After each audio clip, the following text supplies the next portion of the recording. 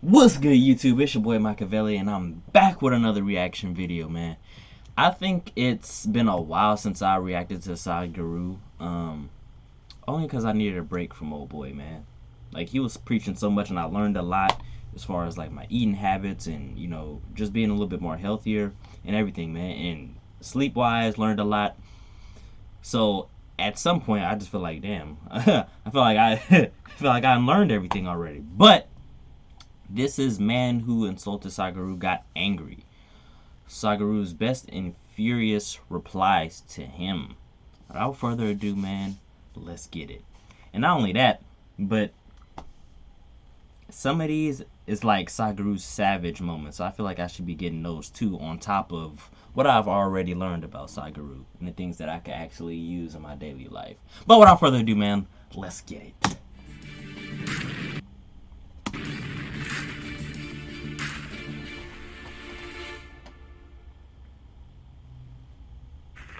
I must, in spite of the ovation, say that to be popular may not be always to be right. Romanticizing religion the way you have done goes against the grain of the facts on the ground. The fact of the matter is, religion, both in this country and elsewhere in the world, has been responsible for far more deaths than any other activity of human being has been. Definitely.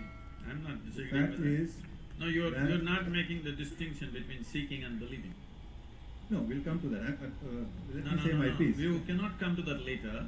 You have to look at it now because No, I will choose to. No, no, I will no. choose to. I choose to tackle it. no, I Yeah. I'm I'm not tackling as your now. follower. No, I'm no. here as a debate. All I'm right. here in a You conversation. have asked me a We question. are Let here- me complete it. I've now. not asked you a question. I've You stated already something. asked. No, I've not asked you a question. I've Okay. said, I've made a statement that religion has been responsible for far more deaths than any other human activity. I'm also saying that you are happily confusing myth and history and talking about Rama and Krishna walking the earth. Now, it's I didn't say earth, debatable I said whether this is geography. history or myth. Shiva having a conversation with his wife and somebody having a conversation with somebody. You can't confuse history and myth and wade into all of this and run a logical argument. I know you are not for logic. At least you don't think logic is the end all of all discussion, at least from the book, which I respect that point of view. Science is not the end. It is for science to discover the beginning of the cosmos and the end of the cosmos. Science is in the process of seeking, of becoming. Religion has become, unfortunately, a certitude, a terrible certitude, which is creating more division, more fraction, more, I think, dishonesty in life, all around. And that's become even more so in the current age. That's what I started out by saying. We are in an age of godmen. We are in an age of so-called, new age gurus, market gurus. Branding is a symptom. Look at all the branding of all the gurus that are going on. It's ridiculously ostentatious and market friendly. So I'm sorry, but I hope you don't get offended. You are giving your opinion about everybody in the universe without knowing a thing about them. Yeah, but that's not your monopoly. That's Guruji, that is not your monopoly.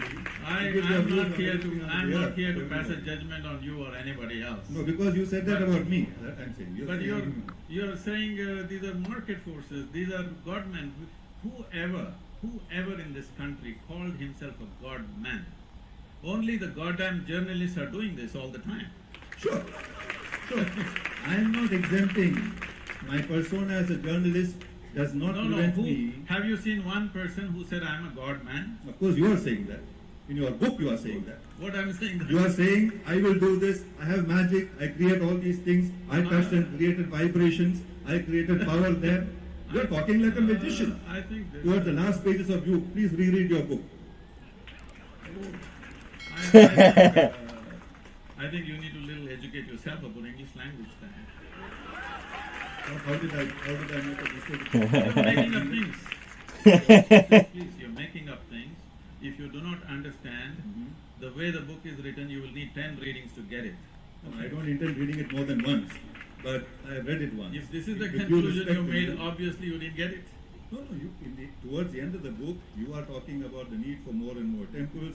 You are talking about how you created vibrations in one temple in the US and and made it, godly in that sense. You're not using. But that's even more dangerous in my view. Somebody who calls himself a God man can be dismissed offhand. Okay. But you, while you raise very, very interesting discussions on the need for limits to logic, the need for limits to science, towards the end you are lapsing into total blind leap of faith. In the beginning of the book you start by saying, don't take anything at face value, question everything, interrogate everything, Guruji. And you say that in the beginning of the book. You say, don't take even what I'm saying at face value. Towards the end you say, if you don't have a leap of faith, a leap of trust, I cannot guide you in the garden of wilderness. So, it is a book of self-contradiction in that sense. All right. Can I have Please, a few minutes? Please. Let's understand this. When human beings were just walking on the ground, if a man, first man, came on a bicycle, most people wouldn't believe it. They would think it is something absurd or illogical or magical.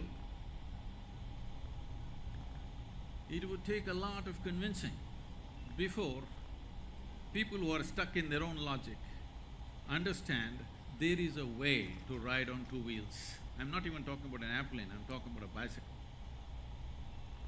So all those people who denied the bicycle, at that moment they all thought they were logically correct, like you. I don't understand it, but please carry on. Yes, I understand a lot of things are not understood. Yes. Unless they're understood, they're not understood. Because the way you're going at it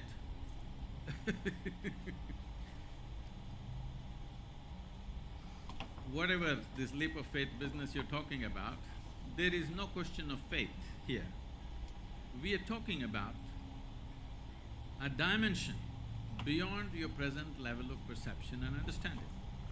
Any human being who thinks what I do not know cannot exist is wearing the crown of ignorance. The most fundamental aspect of human intelligence, if it has to flower, is to constantly be able to see things that you do not know, things that you do not perceive exist all the time.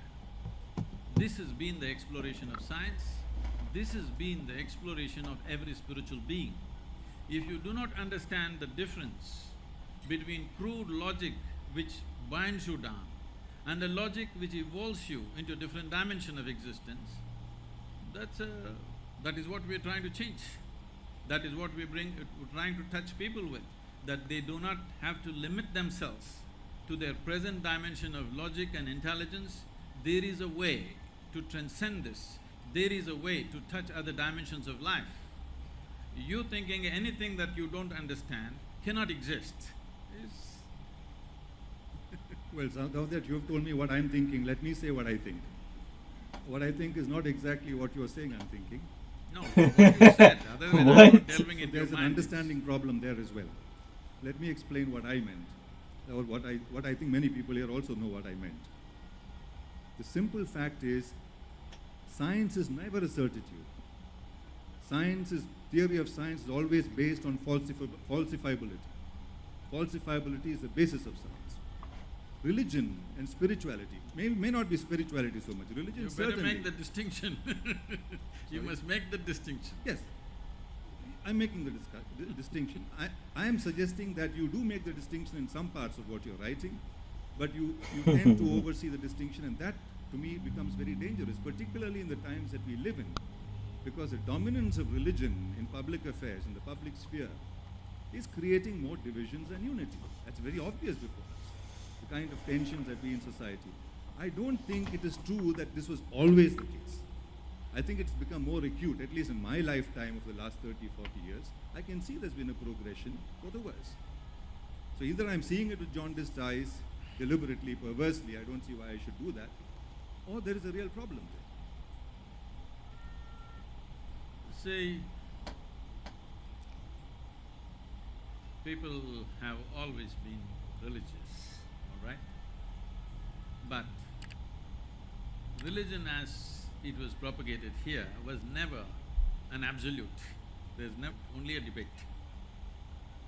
But for every kind of mind, for every kind of intellect, there is an option to choose. It is very unrealistic to expect everybody to have a certain type of intellect. It will not work. So for every type of person, there are different kinds of forms and formats to pursue. And very clearly, very clearly, in every village, they have a different god or a goddess. What is it that should people write it on their forehead that we made it up? They're telling you this is our goddess, this is only for our village. This means what? They made it and they revere it because they need some point to hold their emotion and to look up to something. And this is not an unknown thing. And they don't have any problem going elsewhere and elsewhere.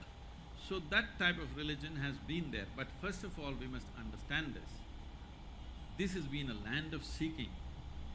Maybe confused and colorful kind of seeking, because this is how human beings are. Making and putting a label on all of them is a wrong way to look at human beings, because human beings are in different state of evolution.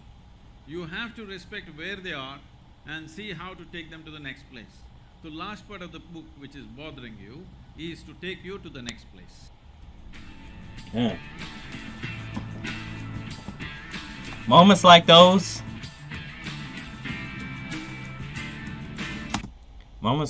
you guys, I love them with Sadhguru. Like, there's always two parts to somebody that you guys love. I don't know why. Like, you know, you guys enjoy the good side, the pleasant side. Then once you guys see the savage mode, it's like, oh, this is even better than what he was in his. But that was definitely a damn good debate. I like that. I like that, bro. I guess I'm the same way, you know. But if you guys like this video, man, give it a fat thumbs up. Like, comment, share. Machiavelli Gang. We up out of here, man. I love you guys. You guys have a blessed one and a safe one. I'm gonna catch you guys on the next one. Peace.